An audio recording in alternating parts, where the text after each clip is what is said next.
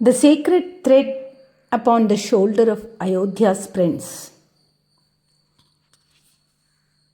It's an honor to speak to this group. I hope that you are all here with an open mind and a sincere heart. Welcome to all to this journey of knowledge where the lotus-eyed Lord Rajivalochana steps forward in search of the nectar of wisdom. Hare Krishna, Krishna Krishna, Hare Hare, Hare Rama, Rama Rama, Hare Hare. Yajnopaveetam, the three strands of Dharma, the chemistry of success in life. The sacred initiation. Today we step into a journey of wisdom tracing the footsteps of the lotus-eyed Lord Rama. We often see the Yajnopaveetam as a sacred thread, but it is so much more. It is the chemistry of a successful life and the three strands that hold the universe of Dharma together. Welcome to the sacred exploration to the science of Dharma. The sacred initiation of Lord Rama, the one who bestows knowledge upon the entire universe, stands before a guru with folded hands, seeking knowledge for himself. Through the sacred ceremony of Sri Ramachandra's Upanayanam, the world witnessed a profound truth that the thread of wisdom carries greater sanctity than the crown of power. Sri Rama was a Kshatriya prince to protect his subjects with righteousness, that is, through Dharma. A king must be well versed in the Vedas and Shastras. According to the Puranas, Upanayanam is the essential rite of passage before one begins Vedic studies. As Kshatriyas hold the divine right to study the Vedas and perform yagas, this sacred initiation was a vital step in Lord Rama's journey. So the divine disciple, a prelude to an era. The moment the Lord of the universe himself became a disciple to demonstrate to the world that there is no weapon more powerful than knowledge. So that ceremony was not merely the beginning of a prince's education, it was the prologue, opening to a transformation of the ages. So Brahmacharya, the purification by fire. The Maharshi lifted the Yajnopaveetam, which shimmered with the brilliance of the sun.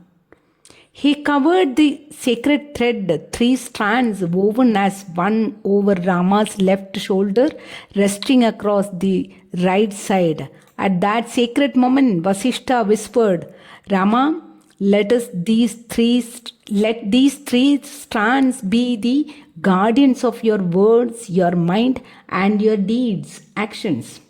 So the Gurukula life from the prince to the seeker. The golden ornaments and the silken robes of Ayodhya were replaced by simple deer skin and a staff of palasa wood. It's a kind of wood that is normally called dandam. It symbolizes control over the mind and body. It was believed that holding this wood helped a student absorb the complex teachings of the Guru perfectly. Each leaf of the palasa has three parts representing the Trimurtis, Brahma, Vishnu and Shiva. So we have discarded the rituals that once gave our lives a sacred rhythm, dismissing them as orthodox simply because we no longer have the discipline to follow them. We call it as progress. The soul knows it as a loss of direction. Modernity is the art of calling outdated anything that requires more effort than a thumb swipe. So following these rituals does more than just discipline the mind, It provides a cultural compass for the next generation. So, without these anchors, our children are left to navigate a stormy world at the mercy of every passing wave. And that is the reason so many are losing their root because they have forgotten their roots.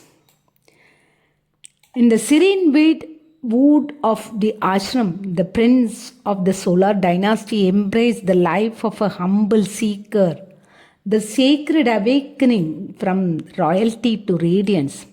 The Yatnopavita, though it appears to be a mere thread, becomes a profound symbol that draped upon a young boy, carrying the weight of responsibility, purity, wisdom, and dharma. On that morning, Ayodhya woke up to a sacred stillness, as if even the dawn understood that four little princes were about to step from the innocence of childhood into the vast ocean of knowledge. In every corner of the palace, priests arranged the sacred sacrificial fires, homakundas, so decorating the altars with flowers and oil lamps. Even the birds seemed to hush their songs as if bearing silent witness to a moment of divine significance. Adorned in new robes and garlanded with fresh flowers, the princes emerged purified after their ritual bath in holy waters.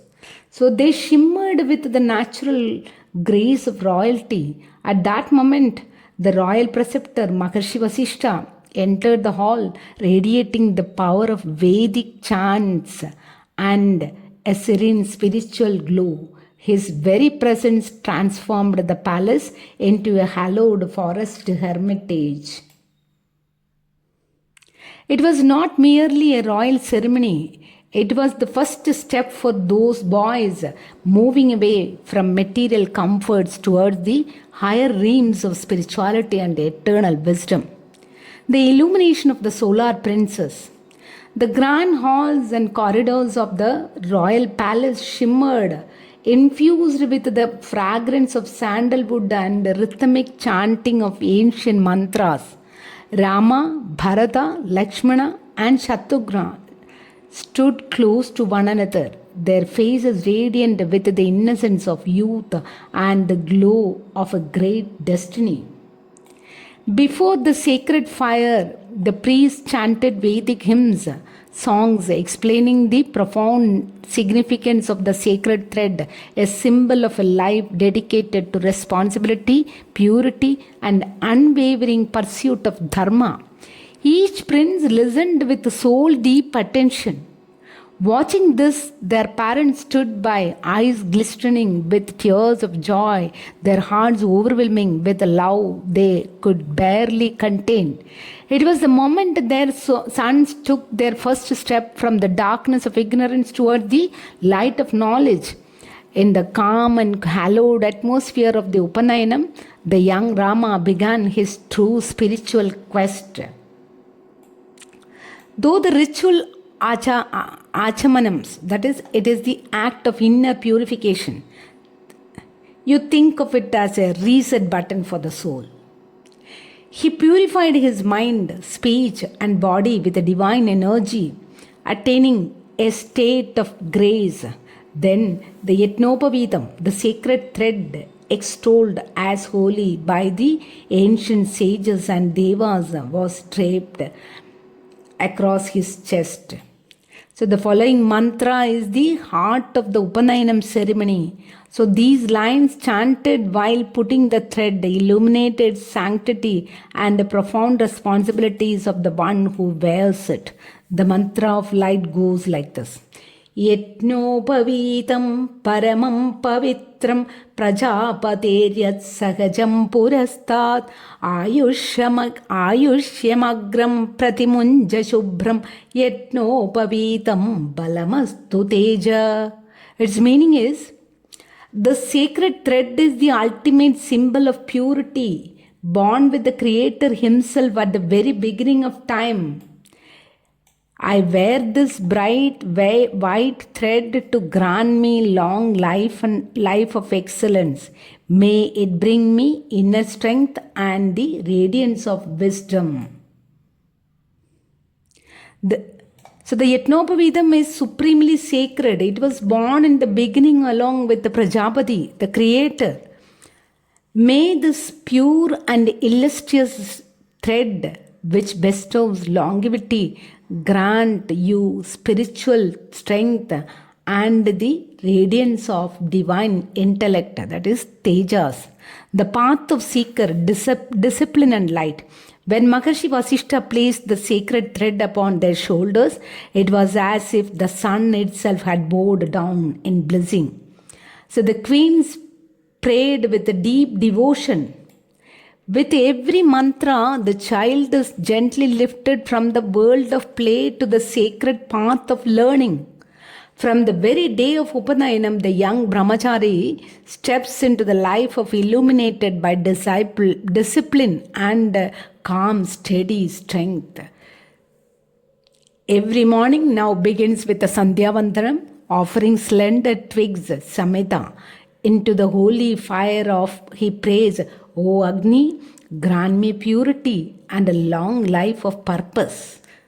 His days are now defined by sacred rhythms, walking before the sun, wearing clean raiment, keeping the sacred thread pure, and immersing himself in study with the total devotion. He learns to serve his guru and parents, to keep his surroundings clean by all means, and to speak only words of truth and compassion. From this day forward, he is no longer just a boy. He is a seeker of truth, guided by purity, self control, and the timeless light of the sacred knowledge.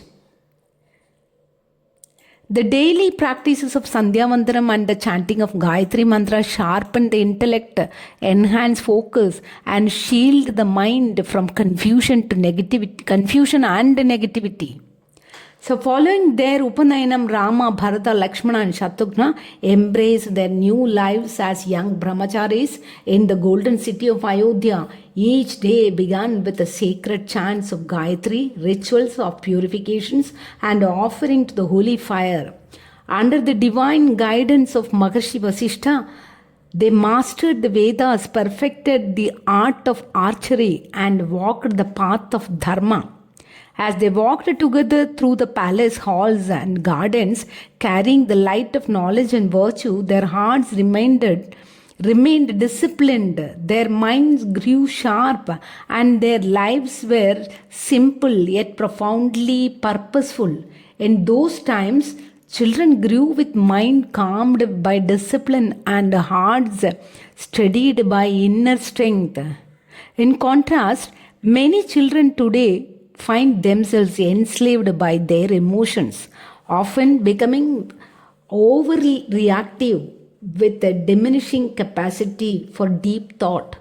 In our modern digital world, the entire universe is at their fingertips. Yet, amidst these conveniences, they are losing the ability to think independently and to create wonders through their own imaginations. So while information is abundant today, it requires deep contemplation to transform into wisdom. Information is merely the seed.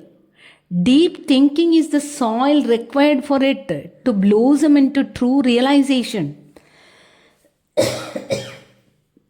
The story of Rama's education teaches us that true education is not just about the accumulation of facts, but the refinement of character. From information to insight. In the digital age, we are drowning in data, but starving for wisdom. Sri Rama's journey shows us that meditation, that is dhyanam, and self-reflection, mananam, are the filters that turn information into life-changing insights. So we are drowning in data but starving for wisdom. It is the irony of our time that we have a GPS for our cars but no compass for our souls. So, the power of discipline. The sacred thread was a constant physical reminder of Rama's duties. Today, children need internal anchors, values like truth, empathy, and patience to navigate the distraction of the internet and social media. So, purpose of over comforts. Though a prince, Rama lived simply. This adolescence of dharma reminds us that the resilience is the built through challenges, not through constant luxury. Flexibility is built through challenges, not through constant luxuries. Smooth seas do not make skillful sailors. So, by teaching children to face small hardships with a calm mind, we prepare them for the great battles of life. We should not just protect our children from every wind. We must train them to set their sails so they may find their route. We parents have forgotten that a ship is safe in the harbor, but that is not what ships are built for. By discarding the discipline of our rituals, we have given them every comfort but no armor, leaving them to face a storm with nothing but their own fragility. So many children today stumble in the face of emotional instability, reacting before they think and often drifting through life without noticing the world around them, the people who care for them, and the duties that wait for them. Yet, the truth is simple and timeless. The same strength that shaped the children of the past still exists within the children of today. If they choose to slow down, breathe deeply, listen to their inner voice, and honor their responsibilities, they too can become steady, wise, and compassionate. Let them learn that emotions are not meant to be obeyed, but to be understood. In today's world, our senses are subjected to constant overstimulation. They wander without direction. The senses no longer receive the training of discipline or the power of concentration. The relentless sights and sounds of the digital world scatter a child's attention like leaves in a storm. So, the danger of instant gratification. For the children of today, everything is available at their fingertips. This convenience comes at a heavy price. Minimal effort, obtaining things without struggle, numbs the ability to think critically. When the path is too easy, the intellect remains dormant. Impulsive desires, the obsession with instant gratification, the demand for everything here and now is rising. As a result, they lose the patience to wait and the mental fortitude to handle failure. The path forward, returning to roots. We must lead our children back to nature and practice of self-observation, teaching them to wait with patience, observe with depth, and speak with measure is the only way to reclaim their lost power of thought. In those days, children did not just learn about these qualities, they lived them. Through the daily discipline of acharams, values like resilience and patience were woven into their very DNA. Where did we lose that culture? It did not vanish in a single day, nor because of any one person. It slowly slipped away amidst our frantic schedules and the pursuit of material comforts. Every parent yearns to see that their children grow in goodness and virtue. Yet today, In the rush of life, only one or two in a multitude truly shines with the light of discipline, courage, and wisdom. Children are like raindrops falling from the sky, born pure and inherently good. But as they journey through life, their environment shapes them, sometimes nourish them, sometimes tainting them. It is our love, our guidance, and our careful attention that keep their hearts untainted and flowing their kindness. So, thus, the Prince of Ayodhya was transformed into a seeker, radiant with the splendor of Gayatri Mantra. Having passed through this sacred gateway of knowledge, the auspicious beginning of the great knowledge journey, one that would eventually teach the world of the path of Dharma, was marked here. So, goodness is not accidental, it is cultivated. The transition from the Prince of Ayodhya to a seeker of truth serves as the perfect archetype of his growth. So, the power of the two letters Rama, Sri Rama, Sri Rama Rama Rameti Rame Rame Manorame Sahasranama Tattulyam Ramanama Varanane. Once Goddess Parvati desired to chant the 1,000 names of Lord Vishnu in Vishnu Sahasranama with utter devotion. However, she found herself constrained by time to complete the entire recitation of Vishnu Sahasranama. It was then that Lord Shiva revealed a profound secret to her. O Devi, the name most dear to me is the name of Rama. Chanting this mantra with devotion once is equal to reciting 1,000 names of Vishnu. O beautiful faced one, O Parvati, who gladdens one heart, I find eternal bliss in chanting Rama, Rama, Rama. This two syllables name Rama is equivalent to the entire Vishnu Sahasranama. So may the name of Rama fill our hearts. May the solar brilliance of his ideas bless us all. Praying that the compassion of Sri Ramachandra remains our eternal shelter, let us bow at his lotus feet. I dedicate this offering here. So I take my leave from this sacred confluence of devotion and wisdom, my heartfelt gratitude and namaskarams to all. The initiation of the Lord Rama turned discipline is now complete. But behind the stillness, a storm is gathering. A great soul is about to arrive. One who sacrificed his ego to become a Brahmarshi, the mighty sage Vishwamitra. How will his arrival redefine the destiny of Lord Rama? Let us wait and see.